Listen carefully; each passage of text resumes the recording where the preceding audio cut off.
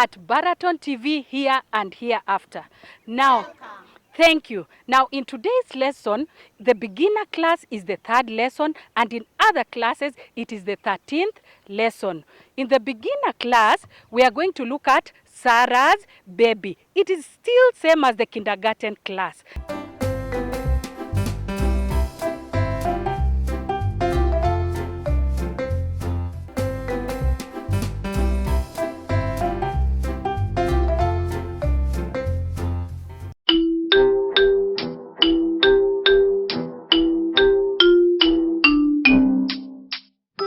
Hello, Bible friends.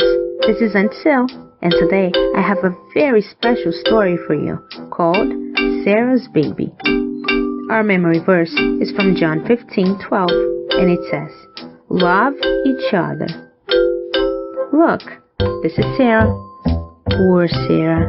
She's very sad. Sarah is sad because she doesn't have any kids. Abraham is Sarah's husband, and he's very sad too for not having children with Sarah. But he's even sadder because Sarah is crying. Abraham loves Sarah very much, so he hugs her, he pets her back, and tells her, "Don't be sad, my darling. I don't want you to be sad." Abraham, I wanted to have a baby for so long, a baby of my own, but now look at me. I'm too old. Oh, Sarah, I know you want a baby. I want a baby too. God said He would give us a son, but now we're so old. But don't cry, sweetheart. One day, Abraham saw 3 strange men. They were walking towards his tent. They looked tired, so Abraham called, "Hello, friends! You must be tired. Come and rest a while. Rest in the shade of this tree, and I will bring you something to eat." The man smiled and said, thank you very much." And the 3 men sat down under the tree. Abraham hurried into his tent to talk to Sarah. Sarah, hurry! We have company. Please bake some of those delicious bread of yours." "Of course, my love. I'll do it right away." And Abraham went back to talk to his new friends. When the food was ready, Sarah called for Abraham. "Abraham, the food is ready." So Abraham took it to the visitors. While they were eating, one man asked, "Abraham, where's your wife?" "She's inside the tent," Abraham said. So the man said, "I will come back and see you next year. And when I come back, your wife, Sarah, will have her very own baby boy." When Sarah heard the man, she could not contain herself, and she laughed. "Me having a baby at this age?" The man heard Sarah and said, "I heard Sarah laughing. She thinks she's too old to have a baby. But is anything too hard for the Lord?" Then Abraham knew the man was really the Lord. He had come to visit Abraham. After that, the 3 men laughed. And 1 year later, it happened exactly as the Lord had predicted. Abraham and Sarah did have a baby boy. He was so cute. Look at the baby in Sarah's arms. They named him Isaac. His name means he laughs. Sarah and Abraham loved Isaac very much. Your family also loves you very much, because people and families love one another. When Jesus in the family, happy, happy home. Happy, happy home, happy, happy home, when Jesus in the family. Happy, happy home, happy, happy home. Happy, happy home. Happy, happy home. Let's thank God for our families. Dear God, thank you so much for our happy home. Thank you for being in our family and for our loving family. In Jesus' name, amen. May you always remember that your family loves you very much, and Jesus loves you too.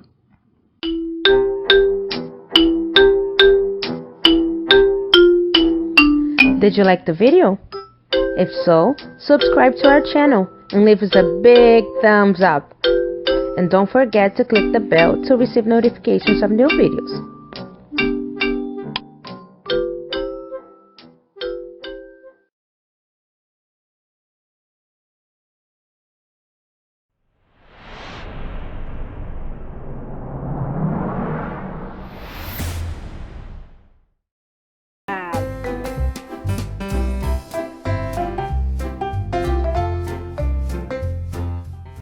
Welcome to our Sabbath School program once again. This is the primary lesson, and with me here I have two guests. This is Godwin and Gian. Welcome. Thank you. Now, I want you to tell me what is the topic or the title of our lesson this week? Our 13th Sabbath School primary lesson is entitled A Little Man with a Big Heart. Thank you so much. A little man with a big heart. Who do you think this man is? Zacchaeus. Very good. And what is our memory verse for today? Luke chapter 19 verse 8, and it says, Here and now I give half of my possession to the poor. Thank you so much. And what does our message say for this week? I show others Jesus' love when I put wrongs right. You show others love when you put wrong things right. Now, Godwin, what is our story for today? What is our story for today? Have you ever been in a parade or a ball game and you cannot see well? Yes, imagine I've been there. Now, for example, if I do like this, will you see anything? No. Yes, that's how it is. Now that's how Zacchaeus felt in that situation. One day he had one of the biggest houses in the town. Yes. He lived in Jericho. He was the tax collector. And you know, he was a very rich man. And he had a very beautiful house. He was the chief tax collector. And people, did they like him? No. Because he was taking more than they required. And he keeps some for himself. Yes, that means he was so selfish. He's taking other people's money a lot, and then he was keeping some for himself. So he heard about Jesus was coming to the town. Yes. He heard about many things about Jesus. He healed the sick. Yes. He made the lame to walk. Yes. He made the blind to see. And he made the imagine even those resurrect. who died, Jesus could do what? Could resurrect them. Yes, and then what happened, Gian? Zacchaeus went outside the street. He jumped over to see, but people didn't let him see. Why? Because he was so short. And what did he do? He decided to run to a sycamore tree. Do you know that song of Zacchaeus was a... Let's sing it. Zacchaeus was a wee little man, and a wee little man was he. He climbed upon a sycamore tree, for the Lord he wanted to see. And then? And as the Savior passed that way, he looked upon the tree. And he said? And he said, Zacchaeus, you come down. For I'm going to your house today. For I'm going to your house today. Yes, then imagine now Jesus was there and he told Zacchaeus to climb down the tree. Then what happened? Then Zacchaeus came down out the tree. Then Jesus said loudly, I'm going to your house today. Yes. Jesus said that loudly because so that the crowd can hear. Then the people said, how can Jesus be the guest of a sinner? Yes. Today salvation has come to this house. This is the reason the Son of Man came to seek and save the lost. Exactly. Before Zacchaeus saw Jesus, he had begun to show that he was sorry for cheating people. Now he confessed this before the crowd. Yes, exactly. So that means when Zacchaeus saw Jesus, he felt so sorry. Can you feel so sorry? He felt so sorry. Imagine he had lied to people. But imagine Jesus told him, salvation is coming to your house when? Today. And that is why it takes us back to our message. What does our message say? I show others Jesus' love when I put wrongs right. So each one of us as a child, we should put wrong things right. God bless you. Hello viewer, the program that has just ended is the primary class, and now the next that we are going to listen to is our PowerPoint or junior class. You're welcome.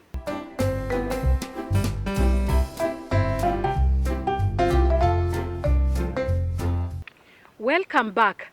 Our next lesson is the PowerPoint lesson, and with me here I have two visitors. I have Michelle and I have Bramwell. You're welcome. Thank you. Now, what is the title of our lesson this week? Life man walking. Live man walking. Bramo, can you please tell me what is our power text for this week? 1 Peter 1 verse 3. What does it say? Praise be to the God and Father of our Lord Jesus Christ. Mm-hmm. In his great mercy he has given us new birth into a living hope. Yes. Through the resurrection of Jesus Christ from the dead. Through the resurrection of Jesus Christ from what? From the dead. That is coming from 1 Peter chapter 1 verse 3. Michelle, what is our PowerPoint for this week?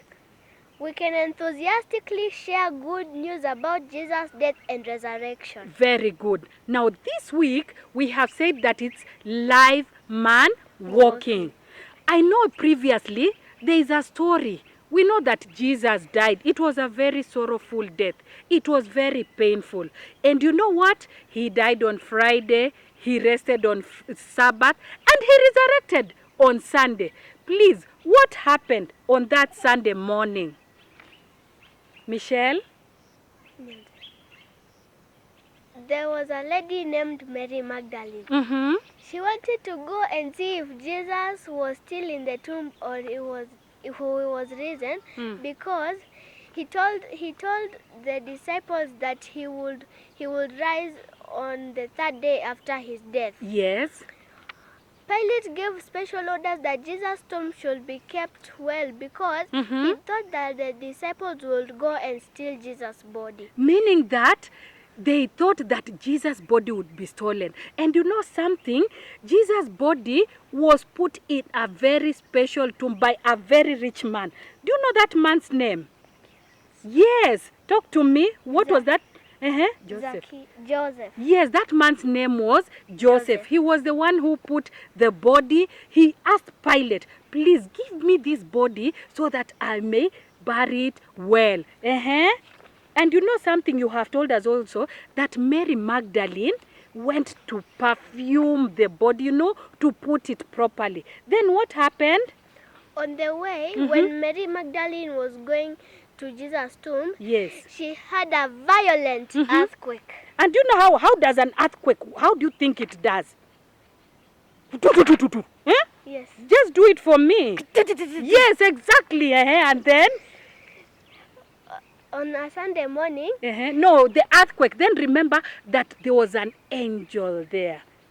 Yes, when the angel sat on the stall.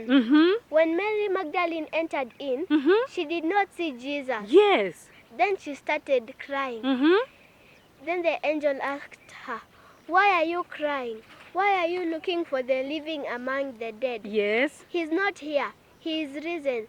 Remember the time that he told you that he will rise on the third day. He's not here. He's risen." So meaning that Jesus rose on the third day. And then what? Remember, he had said that we will run and tell the disciples that we will meet in which city? Galilee. Very good. Brahmo, what do you have to tell us? And then Mary looked slowly at the other Mary.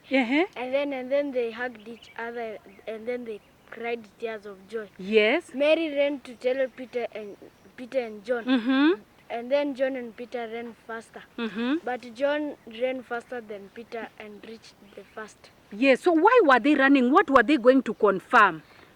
If the news was true about If the news Jesus was true about resurrected. Jesus. Yes. And then? And then John reached first. And then he entered inside the tomb. And then he saw that the news was true. Peter also seen for himself, and then he believed that the news was true. Yes. Michelle, do you have anything to finish? Then the angel told the disciples that they go to Galilee where they'll meet Jesus. Where they would meet Jesus. That is why, Michelle, we've remembered that our PowerPoint message was we can do what? We can enthusiastically share the good news of Jesus' death and resurrection. That is why we can really rejoice in Jesus' death and resurrection, because Jesus died and he saved us. He rose again from the dead. That is why 1 Peter chapter 1 verse 3, what does it say again? Praise be to the God and Father of our Lord Jesus Christ. In his great mercy he has given us new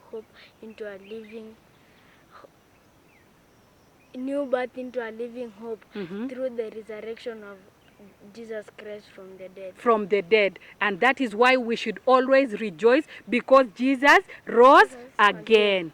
Thank you.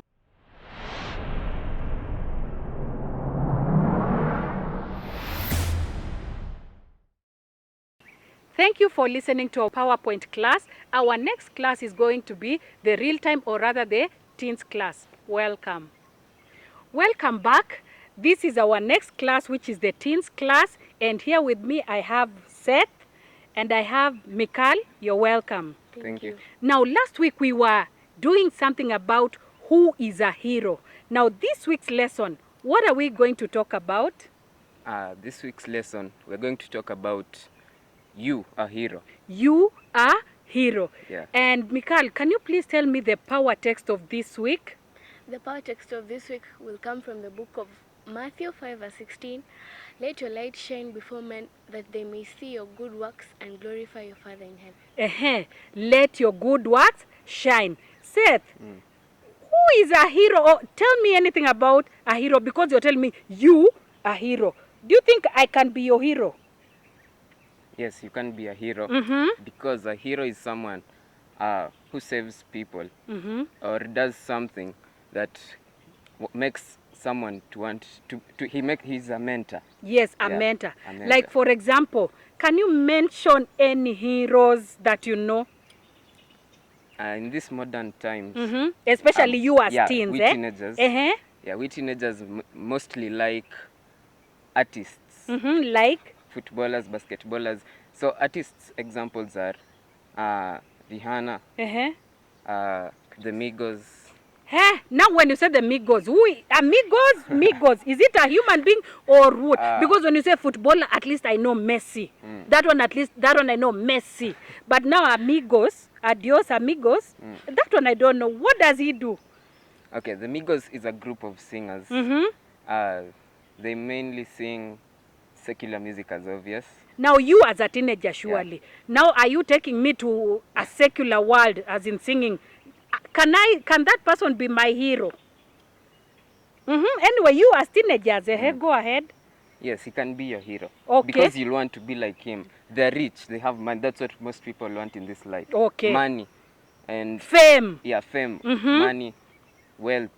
ETC. Yeah. Now, Angel, please tell me something. The difference of one. We have a story here. Dear listener, remember that you're watching Baraton TV, and now and here you are a hero. The difference of one. Please, there is a story here being told about the difference of one. Take me through the story. In this story, we are being told of a pastor or a missionary. Yes. He came from South Africa, and he went to Scotland after his service was over in South Africa. Yes. So he came to Scotland, but he was disappointed to find out that there was just a small group that had volunteered. So he could not just leave these people and go to Italy because a small group had volunteered. No. Yes. He went on and preached, and he hoped that he could challenge men. So even his text came from the book of Proverbs 8 verse 4. Which says? Unto you, O men, I call. So he preached, but in the back of the church was a young boy. He was pumping the bellows of the organ. Yes. But he could not be a missionary, but he was interested. Why do you think he could not be a missionary? I think it was because he was too young. Very good. He was so young, but he listened with keen interest. Exactly. Yeah? Yes. So Muffin preached, but he preached with frustration. He knew that no one was going to follow him to Africa. But God works in mysterious ways. Tell me how God works in mysterious ways, because I know he was frustrated because there were only women. And you know, with a woman, you cannot carry your child that you're going for missionary work and leave your family. No, you have to go. But if it's a man, he will just tell his wife, you know what, you sit here. For me, I'm going for missionary work. So that was a challenge. Tell me, you've told me God works in mysterious ways. How was that? That young boy who used to pump the bellows of the organ during Moffat's sermon was the one who went and ministered to the unreached tribes in Africa. It is because of him that we know Jesus today. Oh, really? Yes. And what was that young boy's name? That young boy's name was David Livingstone. Wow. That is how one can make a difference. Exactly. Now we have seen that this David Livingstone made a difference. Seth, there is another story that you're going to tell us about. Remember, we are looking at you, a hero. Please go ahead. Okay, my story comes from the highlands of Nairobi. There was a rich woman who is also known as a baroness. So she had many workers, a big land, and also a lot of things. I can imagine a rich woman. Yeah. I can imagine. She has everything she wants in life. Yeah, she has everything. So there's this little boy who used to be a messenger. And there came a time when he came to the baroness and asked her to give him all his money because he wanted to quit the job. Hey, that is strange, because imagine, this is a rich woman. She has everything, and I can imagine she was paying good money to this young boy. Why do you think that was? What was it? So when the kid asked for the money, she persuaded him and wanted him to stay. He even told him that I'll add you more money and give you other things that you'll need. Yes. But the child said, I did not come here so that I may work. I came here to see how Christians live. I wanted to know your lifestyle. Yes. Yeah, so he said, I'm going to live with a Muslim for another 3 months, the way I've stayed with you, so that I can choose in the end whether to be a Christian or how to be a Muslim. So after that, the woman asked him, you should have told me. Why didn't you tell me so that I can show you the ways of a Christian, the lifestyle, how we live? And then he said, it's already done. Your 3 months are over. I'm going to a Muslim. I want to see how they live. Thank you. Now, in summary, the first story was telling us something like one makes a difference. And this other story of yours, what was it trying to tell us? How one would have made a difference.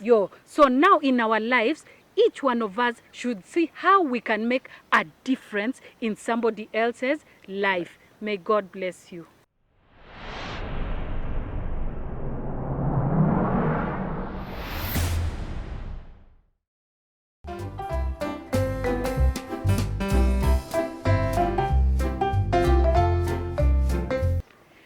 Welcome to our Cornerstone class. And with me here, I have Teacher Juliet. You're welcome. Thank you. Now, this week, I have seen the title of our lesson is Life Sentence. Yes. And I have seen our key text here, coming from the book of 1 Kings, chapter 22, verse 43.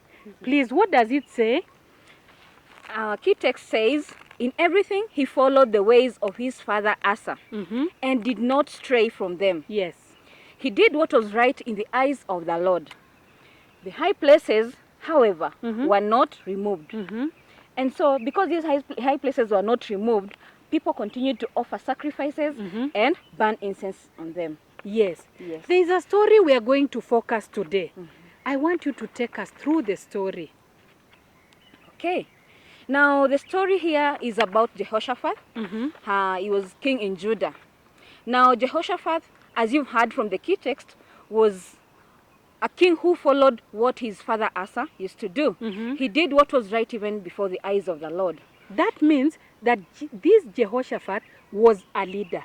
Yes. Now, I've realized something about a leader, and it says the path of men who are placed as leaders is not an easy one, but they are to be seen in every difficult a call to prayer. Like if you look at our situation right now, our country, our world is going through this very bad virus. But look at our leaders. They are calling each one of us to do what? To prayer. Please go ahead. Actually, it's very, very tough for being a leader. Yes. Now, like you said, whatever happens now is a little bit hard. But you see, most of the leaders have gone back to their people and told them to watch and pray. And some of them have asked people to fast. Exactly. Now, in this story, Jehoshaphat called all Judah. And the reason why he called all Judah to come and fast and pray is because he had been told that the Amorites, the Moabites, and even the Meunites were coming to attack them. Yes, they were coming for war. Yes, they were coming for war. And now he had to call all Judah to come and pray. And one thing that amazes me is that Jehoshaphat was a good leader. He decided to seek the Lord. The first thing he thought was to seek the Lord. That means he was a prayerful leader. Yes, he was a prayerful leader. Yes. Yes. And now, when he called these people to pray, they really fasted. And the good thing with the people in Judah, they accepted whatever they were told by the king. Yes. They prayed and prayed and prayed and prayed. And so after they have prayed, Judah went and stood on top of the hill, or was it a mountain? The tabernacle or something like that. And Yes. he was trying to address the people of Judah. And he said, "Now, Lord, you see what you're doing to us? The people are coming to attack us. And there's nothing we can do. We don't have any strength." Now Jehoshaphat took his whole power as a king and let it to God. Yes. He told God, "You gave us this land and you're going to take care of us." That means Jehoshaphat as a leader, you know, as human beings, there is nothing we can do on our own. We need God's guidance. We have to lift up our eyes so that God can hear to our cry. Yes. Now Jehoshaphat went and talked to God and told him, "Now you take control." Yes. And you know, from the people of Judah who were there, who were fasting, a son of Zechariah came, and then he said, "Now the Lord has talked to me. He has said, let's go to the battle, and he will fight for us." Exactly. He's going to fight for us. And so whatever Jehoshaphat said was this: "Now I'll get a few people and we'll go and sing on a hill." And they went and sang and sang and sang. Which song do you think they were trying to sing? Can you imagine any song that they were trying to sing? I tell you, just praises, praising God for whatever he has done unto them. And because they had that faith that God is going to fight for them, Yes. they went with the praise songs to that battlefield. Yes. Yes, and you know what? God fought for them. When they reached the hill and they were singing, the people started fighting. The Amorites fought, the Moabites, and even the Meunites. That means they were fighting against themselves. Yes. And those ones were just watching those people fight. Yes. Yes. Yes, and then they killed each other, and then what was good about them, they went and took all the animals, that is the cattle, the sheep, they took the food, they took everything, the gold that was there, they took everything, and they went home with it. Yes. Now, what can we take home in this story of ours? What you can take home is that when you commit your life to God, God will fight for you. Every battle that you have, God will fight for you. Yes. I've seen a certain quote here which says, by Ellen G. White that position does not give holiness of character. It is by honoring God and obeying his commands that a man is made truly great. Yes. Finally, we realize that position, it doesn't give any holiness of character. Yes. But we should always lift our eyes on God, because God will always fight for us. Yes. God bless you. God bless you. Make sure you subscribe. Make sure you like. And make sure you share. Thank you for watching Baraton TV, here and hereafter.